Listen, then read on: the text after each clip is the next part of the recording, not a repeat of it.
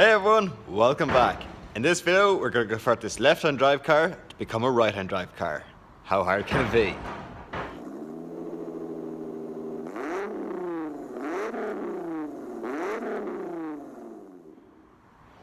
But first, I'd like to say a big thank you to everyone that's watched my videos of the barn find Corrado.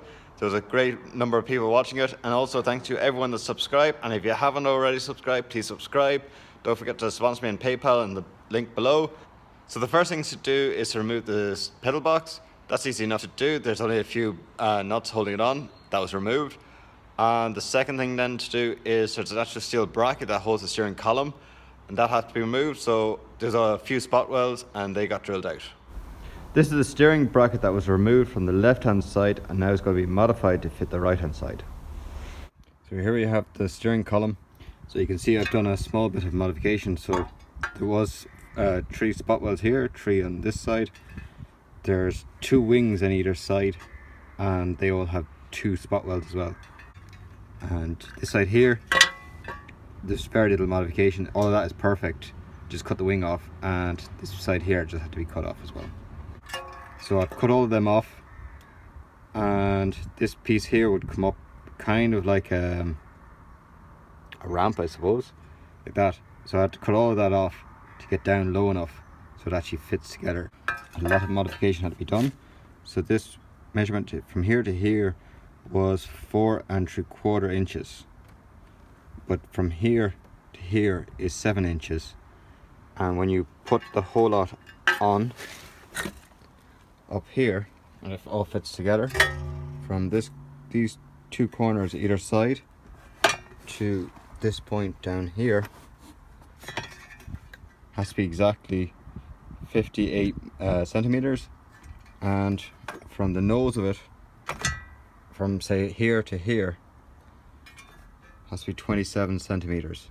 So that's how you work everything out, or where it's all to fit.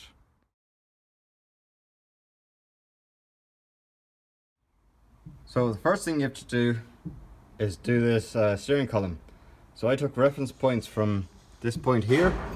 That's actually well marked, but anyway, from here to here was 27. From this corner back to here, and the same from that one back up to the far side, I think it was 42. And then there's a few other reference points I took. And when you have it all correct and all worked out, then I just started tack welding it and then just seam weld it all in. Just taking your time not to burn through the metal, because it is fairly thin metal as well. So that's how I got the steering column, then moved on to the pedal box. Hey guys, now time for the update. So I have the pedal box in. So how do I do it? I took reference points from here and from the ground and from different shapes that are actually pressed into the bulkhead from my own blue Corrado, and I transferred them onto this Corrado, so I knew where to drill this hole, drilled all the way through, bolted up, then take other reference points and just keep going around. There's 4 bolts that hold on the pedal box.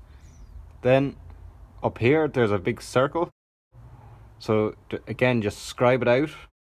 It's actually pressed into the steel, so you can just take a screwdriver or a marker and just go all the way around to the 4 holes. Then take an 8mm drill bit and just start drilling. And you keep drilling all the way around till you get tired of drilling and you keep going some more. Then you take the pedal box all the way, and I took out this, and then you can get in there and you just start cutting all the, say in between like every half moon circle, just where the 2 circles come together, you just cut that with the blade. So cut it all the way out, then take a die grinder and you clean it all out and get it nice and circular, and then test it a few times to make sure that the actual brake booster will fit. The clutch, which is over there, it was exactly the same. You scribe out the big circle, then you drill out the 2 small circles, use a die grinder, clean it all up. And then for the brake boot or the steering column, it was a bit more different. So again, you can see I have my knuckle coming down. So once you have the knuckle, drill a small hole, put it through. This I have a Mark III, because you have the 2 nuts that actually can make it shorter or longer, which if you ever change your steering rack or you have to do anything with it, it's meant to make it an awful lot easier. Anyway, so you just drill your hole, shove it through, and actually bolt it all up. When it's all bolted up, then you start drilling it out a bit bigger and bit bigger, because obviously as the wheel turns, those nuts have to turn as well, and you have to make sure they don't rub off anything. The boot that fits in here, you have to drill the hole big enough for the boot, and also you want to do it in such a way that the boot and everything fits and it's all nice and secure. Okay, so here we are outside now. So like I said, you just drill this hole, but where this hole is printed in the metal, there's like a circle all the way around. The boot doesn't actually sit right in the center, it sits slightly to one side, which is towards the center. And again, it's to help everything line up. You don't want the boot and the nuts and bolts that I showed you earlier rubbing off each other, but you want everything just there, and basically all it's doing is just protecting you from water and heat and all the other stuff there. But it's fairly simple to get that in. Again, using a die grinder, just clean up all the drill holes and make everything nice and neat. So there you have it, guys. It's a lot of work that didn't just happen overnight. It takes a lot of measurements, because if you mess anything up when you put your dash in, or when you're sitting in the car and you're actually driving the car, if your pedals are wonky, you'll always feel that they're wonky. So I made sure that every single measurement was either measured twice, or if not 3 times, before I cut anything. But it is a bit of trial and error as well on the other side. But stay at it and you'll eventually get there. As always, guys, thanks for watching. See you next time.